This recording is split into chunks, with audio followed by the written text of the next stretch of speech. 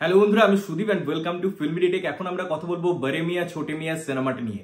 অনেকদিন পর আইনক্সে হাউসফুলের ট্যাগ দেখলাম এবং অনেকগুলো শো আমি যখন বুক করতে যাচ্ছিলাম দেখছিলাম যে হাউসফুল। এবং আমি যেরকম ট্রেলার টিজার দেখে সিনেমাটা নিয়ে কথা বলেছিলাম বা হাইপ নিয়েও যখন কথা বলেছিলাম, মনে হচ্ছিল যে সিনেমাটা সেম ক্যাটাগরি, মানুষ আর কতটা আকৃষ্ট হবে এই ধরনের সাবজেক্টের উপর।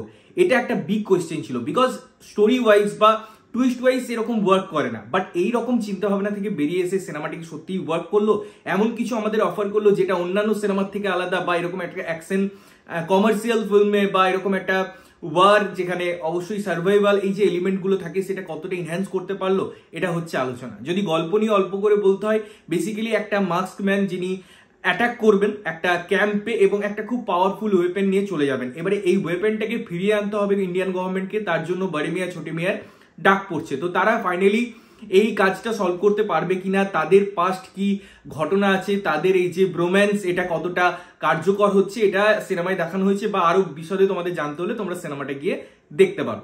সিনেমার পজিটিভ দিক, নেগেটিভ দিক, আমি যদি দুটো দিক নিয়ে কথাবার্তা বলার চেষ্টা করি, প্রথম যে জিনিসটা এই সিনেমার জন্য ওয়ার্ক করে সেটা হচ্ছে লার্জ স্কেল। এবং যখন আপনি এন্টারটেনমেন্ট পারপাসে একটা সিনেমা দেখছেন, বা আপনি যখন এই ধরনের জনারকে পছন্দ করেন, বা আপনি অ্যাকশন দেখতে একটা সিনেমায় যাচ্ছেন, একটা বড় সড়ো লার্জারদের লাইভ দেখতে যাচ্ছেন, সেই ফিল গুড ফ্যাক্টরটাকে এনজয় করতে যাচ্ছেন, এই সিনেমাটাই সেই সমস্ত এলিমেন্ট একদম ভরপুর।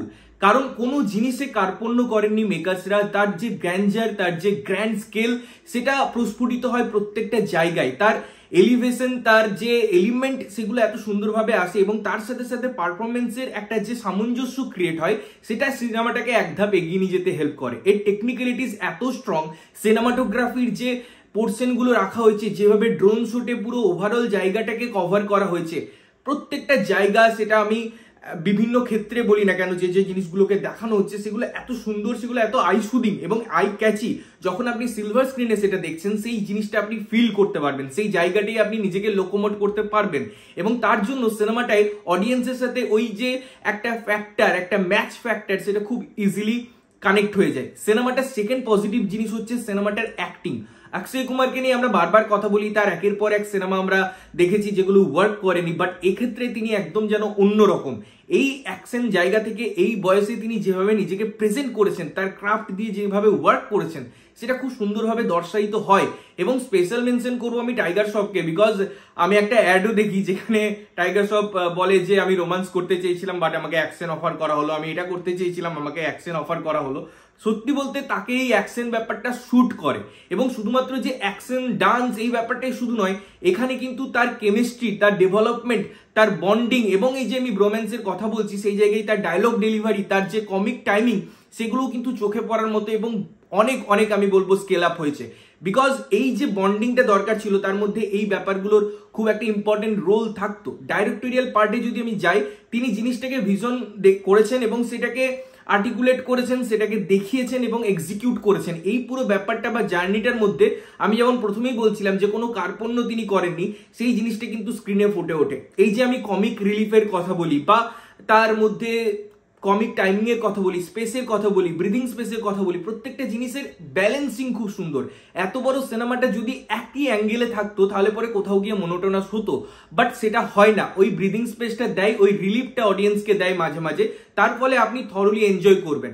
মিড পোর্শনে বা ইন্টারভেলের আগে এবং লাস্টে ক্লাইম্যাক্সে যে সারপ্রাইজগুলো আছে, যে এলিমেন্টগুলো আছে এবং যেভাবে সিকোয়েন্সগুলো ডিজাইন করা হয়েছে, সেগুলো সত্যি চমক দেবে, যেটা আমি বলছিলাম যে দরকার। এবং স্টোরি ওয়াইজও এটা একটা ভালো স্টোরি।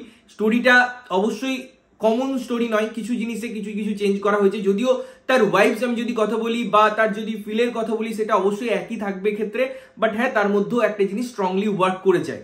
আগে আমরা একটা সিনেমা নিয়ে কথা বলেছিলাম যেখানে একটা ইম্পর্টেন্ট ক্যারেক্টার বা একটা ইম্পর্টেন্ট রোল হয় ভিলেন। বিকজ যদি কোথাও গিয়ে অ্যাক্টর বা হিরোদের সামনে ভিলেনকে ইকুয়ালি প্রেজেন্ট না করা যায়, স্ট্রং যদি না দেখানো যায়, তাহলে পরে কোথাও গিয়ে সিনেমাটা একতরফা হয়ে যায়। ভিলেনকে ইকুয়ালি স্ট্রং দেখানোটা খুব ইম্পর্টেন্ট, এবং এখানে ভিলেনের যে স্ট্রং ব্যাপারটা আছে, সে যে ইকুয়ালি পাল্লা দিতে পারে হিরোদেরকে, এই জিনিসটাকে খুব সুন্দরভাবে মেকার্সরা প্রোটেক্ট করেছে। তার ফলে ওই ব্যালেন্সটা ক্রিয়েট হয়। এবং টেকনোলজির কথা যদি বলি, তার সাইফাই টেকনোলজির কথা বলি, তার মধ্যে আর্টিফিশিয়াল ইন্টেলিজেন্সের কথা বলি, যেগুলো একটা সিনেমায় পুট করলে পরে ভিজুয়ালি একটা গ্র্যান্ডার ক্রিয়েট হয়। সঞ্জয় লীলা বনসালি একরকম ভাবে তিনি ভিজুয়াল দেখান, তার জন্য তার সেট ডিজাইনকে তিনি প্রাধান্য দেন, তার জন্য তার যে ক্যামেরা অ্যাঙ্গেল সেগুলো তিনি প্রাধান্য দেন। বাট যখন আমি এই ধরনের সিনেমা দেখি তখন আমার কাছে যদি গ্র্যান্ডার ক্রিয়েট করতে হয় তখন তার মধ্যে এলিমেন্টের ব্যাপার থাকে, টেকনোলজির ব্যাপার থাকে, এবং সেই জিনিসটা কিন্তু খুব সুন্দরভাবে সিনেমায় এসেছে। তার জন্য সিনেমাটা দেখতে ভালো লাগে, সিনেমাটা এঙ্গেজিং হয় এবং আপনি কোথাও বোর ফিল করেন না। সিনেমার মধ্যে লুফোলস আছে, যেটা আমার মনে হয়েছে বা আমার জন্য স্পেশালি মনে হয়েছে যে কিছু কিছু ক্যারেক্টারে আরো স্পেস দেওয়া উচিত ছিল, ক্যারেক্টার ডেভেলপমেন্টে কোথাও বাঁধনের ক্ষেত্রে উইকনেস আছে, এবং আরো ডেভেলপমেন্ট, যখন আমি কথা বলছি শুধু ক্যারেক্টার নাই, একে অপরের সাথেও যে ইনভলভমেন্ট সেটাও দেখানো দরকার ছিল, এবং যে জার্নিটা আমি দেখাচ্ছি, যে প্রসেসটা আমি দেখাচ্ছি, সেটা কোথাও গিয়ে কমন হয়ে গেছে। চেজিং সিনগুলোর মধ্যে দেখতে ভালো লাগে, বাট সেই কোথাও গিয়ে মনে হয় একই ট্রিটমেন্ট, কোনো একদম out of the box thinking সেই জিনিসগুলো মনে হয় না। তো কিছু কিছু সিন ভালো, কিছু কিছু জিনিস মনে হয়েছে যে রিপিটেটিভ। তো এগুলোকে যদি একটু চেঞ্জ করা যেতে পারতো, আরো সিনেমাটার মধ্যে ইউনিকনেস আসতো, আমরা ভাবতাম বাহ কি করে দিল, এই জিনিসটা তো আগে দেখিনি। তো এই ছিল আমার মতামত বড় মিয়া ছোটে মিয়া নিয়ে। তোমরা অবশ্যই সিনেমা হলে গিয়ে দেখো, এবং যেটা ভেবেছিলাম যে না সিনেমাটা হয়তো একদমই কিছু অফার করবে না, তা নয়, অনেক কিছু অফার করছে। যদি দেখে থাকো জানিও কেমন লাগলো, না দেখে থাকলে দেখো এবং দেখে এসে জানাও যে কেমন লাগলো। ততক্ষণের জন্য ভালো থাকবে, সুস্থ থাকবে এবং সবসময় ভালো জিনিস দেখবে। চ্যানেল যদি প্রথমবার দেখছো লাইক কমেন্ট শেয়ার করতে হবে, সাবস্ক্রাইব করতে হবে যাতে প্রত্যেকটা নোটিফিকেশন তোমাদের কাছে পৌঁছায়। ততক্ষণের জন্য টাটা।